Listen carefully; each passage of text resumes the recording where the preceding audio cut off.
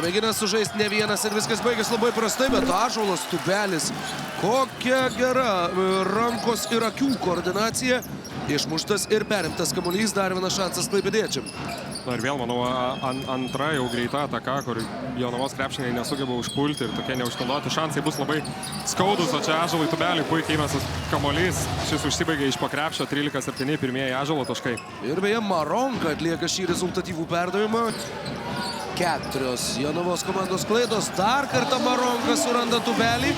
Ir toks įspūdis, kad Maronka tiesiog rodo visai Jonavos komandai, kaip tai yra daroma. Tikslūs perdavimai, gražiai numatytos kamuolio skriejimo trajektorijos. Girdžiūno pataikymas tikrai labai šlubuoja šiame sezone. Nei dvitaškai, nei tritaškai nesiekia 35%. O čia puikus epizodas, Ąžuolo Tubelio puikus epizodas. Ir puikiai atliktas perdavimas. Ir taip, gerai sugėrė kontaktą, išsilaikė ore ir sugebėjo dar pelnyti taškus su pražanga Ąžuolas Tubelis.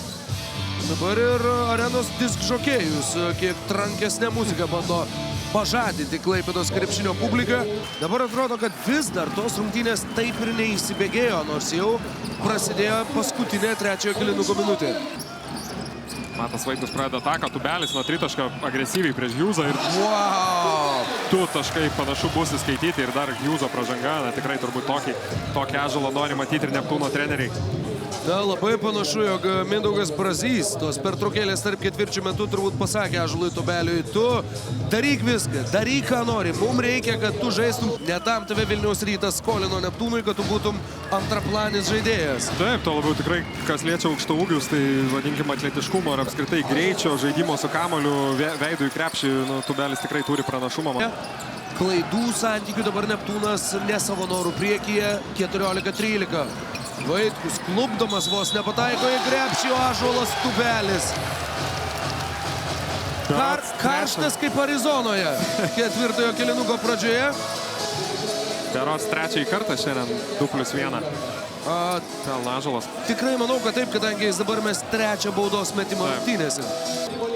Techninių pražangų dėka skirtų baudos metimų jis tikrai nemetė.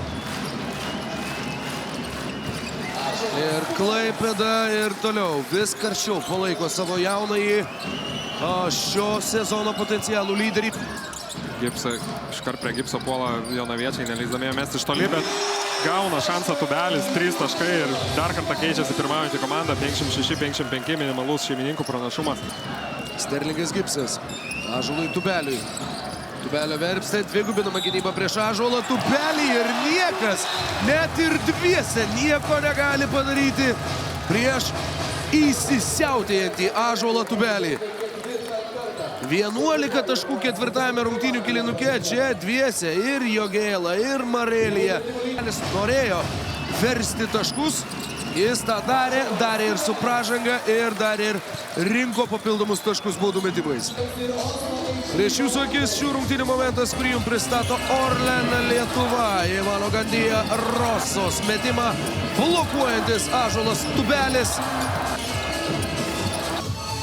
Siunčiant į Ąžuolą prie baudų metimo linijos, kur šiandien Ąžuolas dar neklydo, 4 iš 4. Ketvirtoji asmeninė pražanga Ivanui Gandijai Rosai.